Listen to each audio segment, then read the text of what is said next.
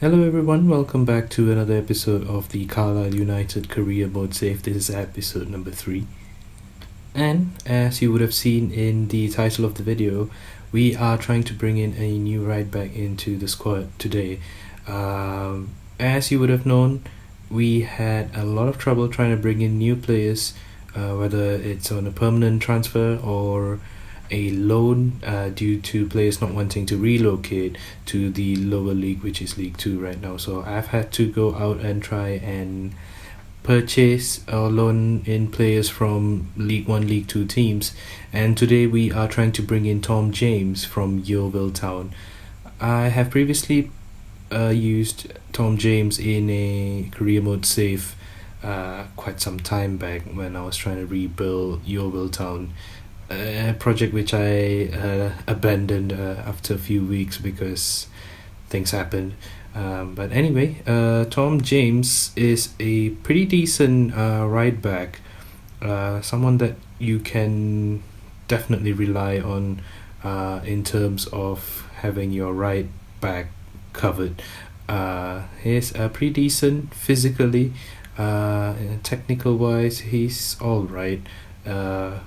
But he does the job. That's the most important part. So we tried to negotiate, trying to swap some players, but Yeovil are not exactly interested in the one player that I'm willing to let go, which is Kelvin Atuhu. But we end up agreeing on a £550,000 transfer fee and a few percentage of a sell-on clause, which is not too much because I'm not really planning to sell Tom James in the nearest future. But we agree on a £2,300 weekly wages, which is not too bad for a player of his caliber. I'm willing to pay that much of money for Tom James to come into the squad. 2 years contract, crucial player. He's definitely going to be crucial, and I'm not going to be letting him go in the next 2 years. We'll definitely renew the contract when the time comes. But there he is, Tom James, revealed to the media, to the fans, and I hope he does the job for us. Well, he should, because that's a pretty big sum of a transfer fee for a League 2 team, and the signing also means that Miller will be benched, Miller being 31 years of age and obviously not much room to grow. And Tom James being 22 years old and also 3 ratings higher than Miller means he's still got a lot of room to grow. And as I said, physically he looks pretty good. The other aspects could be trained, and he could turn out to be a really good right back for us along the way. Anyway, as promised in the previous episodes, here is a more in-depth look at our squad.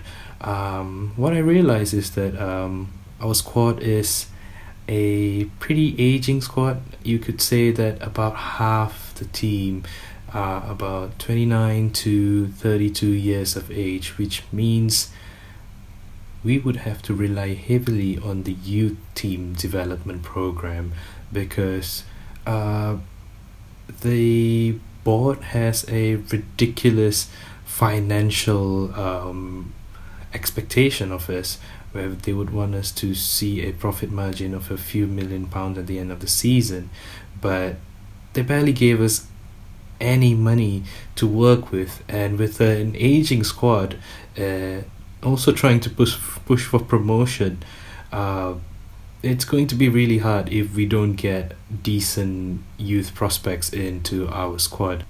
Anyway, there are a couple of players that I wouldn't mind letting go. Like I mentioned earlier, one of it would be Kelvin Atuhu.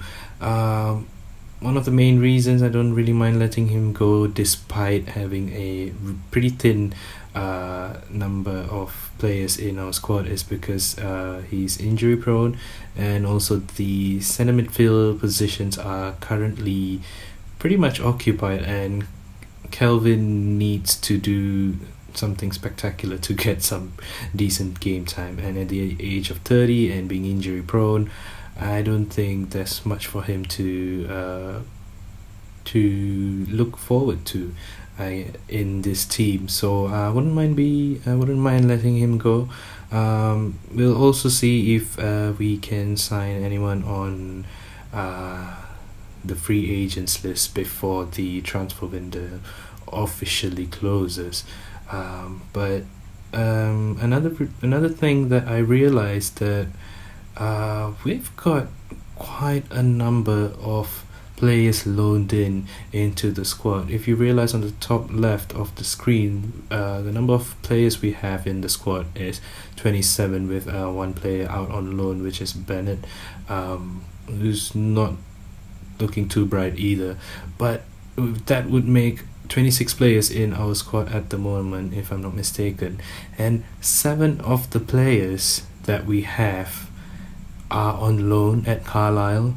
That would bring the squad numbers to about 20, and another half of the 20 players have their contracts expiring at the end of the season. I don't know what the board have been doing in the past couple of years. I don't know what the previous manager has been doing in the past couple of years.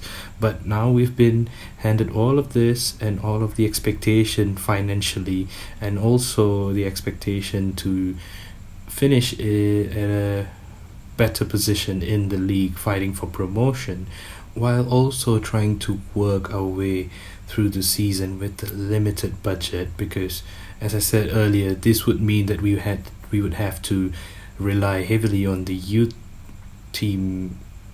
squad development, and we can't do that if we don't have the money. So I don't know. I think we can do it. It's ridiculous, man.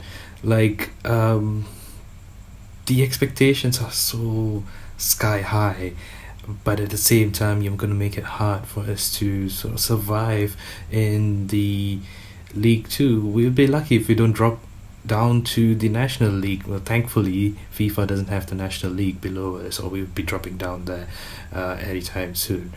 But Anna friend, coming back to the end of transfer window, there weren't many free agents that we could possibly bring into our squad to strengthen everyone else were pretty much the same sort of overall, same sort of ratings or lower. So why waste the money, right, when you could focus on the said youth team development program? So that's how we would end the transfer window.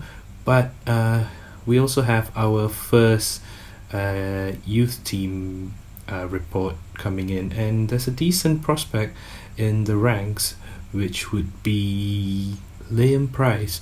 Looks decent, as you can see that the overall is decent, as well as the potential as well, and there's a couple of other players that I'll be keeping in for further reports by the scout. But Liam Price, a left back, 15 years of age, decent stats, physically looking pretty decent, not too bothered about the others. Definitely would have to train up his stamina and sprint speeds and whatnot, but he's definitely one that we could use in the near future. As for today's game, the first game of today's episode, where Tom James, the new right back, is going to be debuting against... Such an important position in the modern game at full back, and they've strengthened, haven't they, with this signing? Yeah, and I think you're always looking for athleticism when you're looking at your full-backs, and this is a player that can get up and down all day. Mansfield Town away. I know our away record hasn't been that great of recent, and today we are going to try and keep a clean sheet and also try to win some points. We had a pretty decent start to the game. We started pushing for a goal early on, and in about the 20th minute, Mike Jones, the reliable central defensive midfielder, puts through a ball for George Glendon, who plants the ball at the back of the net.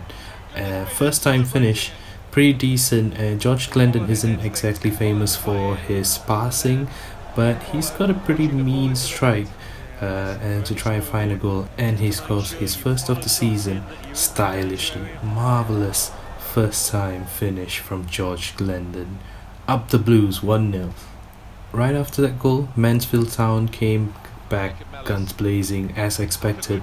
On a couple of occasions they came close, and this was one of it.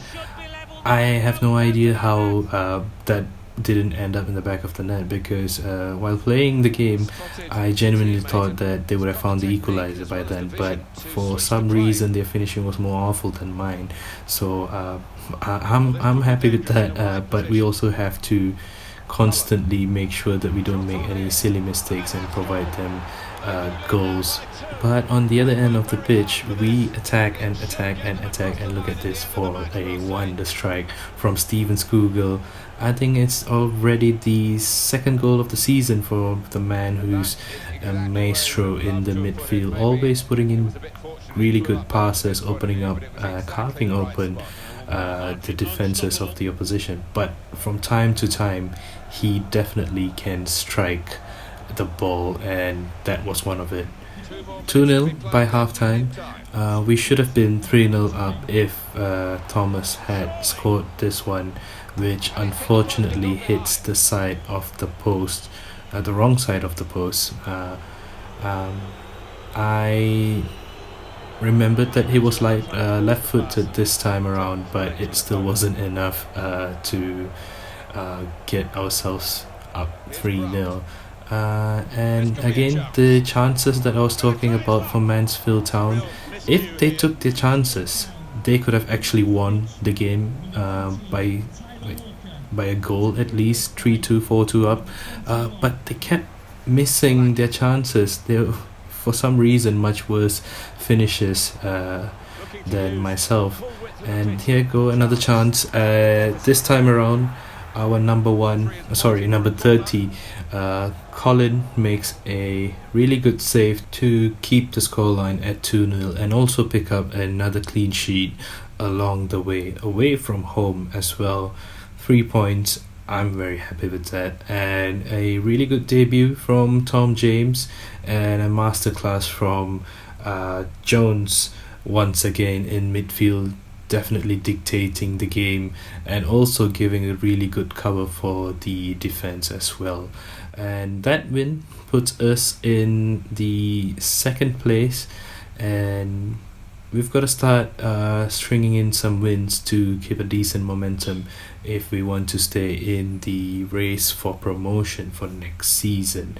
Also looking at the remaining fixtures for September, we've got 4 games left to play in September, but we'll be playing just another game against Cambridge United for this episode, right after we fix up a training session for Liam Price, the new young left back, the 15-year-old left back that we picked up through the youth development program.